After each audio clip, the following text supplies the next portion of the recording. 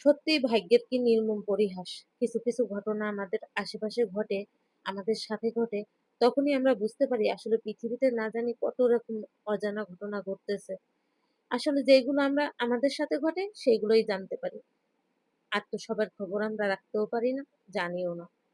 এই ভিডিওর ভয়েসটা ছিল অন্যরকম। ভিডিওটা এডিট করার সময় আমি একটা ছেলের জন্য দোয়া চাচ্ছিলাম। সেই ছেলেটা তখনো জীবিত ছিল। কিন্তু আজকে এই সময় সে আর জীবিত নেই। আমার ছেলের ফ্রেন্ড, ও একই সাথে একই ভার্সিটিতে পড়ে। ও কিছুদিন আগে হঠাৎ একটু অসুস্থ হয়। ওকে হসপিটালে ভর্তি করা হয়। ভর্তি করার পরে ওর ব্লাড টেস্ট আর অন্যান্য টেস্ট করার পরে জানতে পারা যায় যে ও ক্যান্সারে আক্রান্ত। তখন ডাক্তার বলছিল যে ১ম স্টেজে আছে, তেমন একটা সমস্যা নেই। চিকিৎসা করলে হয়তো ভালো হয়ে যাবে। আসলে আমি বুঝতে পারতেছি না যে ডাক্তাররা মিথ্যা কথা বলেছিল, না উনারা আসলে বুঝতেই পারে নাই। ছেলেটা যেই দিন শুনলো যে ক্যান্সার হবে সেখান থেকে আজকে ৩ দিনের দিন সে মারাই গেল। সে নিজেও জানতো না যে সে এত তাড়াতাড়ি মারা যাবে। হয়তো ক্যান্সার হলে মানুষের চিকিৎসা করলে ৬ মাস ১ বছর বেঁচেও যায়।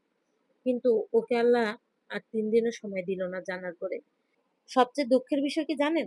এই ছেলেটার মা-বাবা দুজনই মারা গিয়েছে। করোনার সময় করোনায় আক্রান্ত হয়ে ওর মা মারা যায়। সেখান থেকে ১.৫ বছর পরে ওর বাবা স্ট্রোক করে মারা যায়। আর তার ১.৫ বছর পরে ও মারা গেল। এখন শুধু ওর ২ টো বোন বেঁচে আছে। জানেন এই ছেলেটাকে না আমি তেমন চিনি না, তেমন একটা দেখিওনি। তো যেখান থেকে ও অসুস্থ হলো, আমার ছেলে ওর কথা গল্প করত, ওর সাথে মেসেজ হতো। সেই কথাগুলো আমি দেখতাম। তখন থেকে আমার কেন জানি ওর জন্য আমার খুব খারাপ লাগতো যে আহারে মা-বাবা মারা গেল, ছেলেটারও এই অবস্থা। আল্লাহ কি না পারে। কতটুকু বয়স, কি দেখলো, পৃথিবীর সবকিছুই তো দেখা ওর বাকি ছিল। আমার ছেলেটা প্রচুর কান্না করতেছে। আমিও যতটা শক্তভাবে আপনাদের সাথে এই ভয়েসটা দিচ্ছি না, আসলে আমি অতটা শক্ত থাকতে পারিনি। প্রচুর কান্না করেছি। মানে খুব খারাপ লাগছে। মনে হচ্ছে যে আমার নিজের আপন কেউ। আর সবচেয়ে বেশি খারাপ এটাই লাগতেছে আমার কাছেও, আমার ছেলের কাছেও। ও মারা যাওয়ার আগে আমার ছেলেকে বলছিল, "ভাই, তোকে একটা কথা বলবো? তুই না করিস না।" তো বলতেছে, "কি বলো?" বলতেছে, তোর ব্লাড গ্রুপ আর আমার ব্লাড গ্রুপ তো সেম। আমাকে ১ ব্যাগ রক্ত দিবি? না করিস না ভাই।" তো আমার ছেলে বলল কি, "কেন দিব না? অবশ্যই দিব। তো আমার তো পরীক্ষা আছে, পরীক্ষাটা শেষ হোক তারপরে আমি তোকে রক্ত দিচ্ছি।" তো কাল রাত ১০:৫৫ র দিকে বা ৫০ এর দিকে মারা যায়।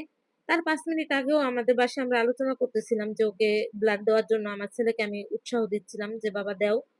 আমাদের কথা শেষ না হতে হতেই ওর কাছে ফোন চলে আসে যে ছেলেটা আর বেঁচে নেই, মারা গিয়েছে। মানে ভাষায় প্রকাশ করার মতন না যে কতটা খারাপ লাগতেছে। সবাইকে বলবো ওর জন্য একটু দোয়া করবেন। আল্লাহ যেন ওকে বেহেশত নসিব করেন। আল্লাহর কাছে বলবো, আল্লাহ ওর এইটুকু জীবনে যদি কোনো গুনাহ করে থাকে সেগুলো তুমি মাফ করে দিও।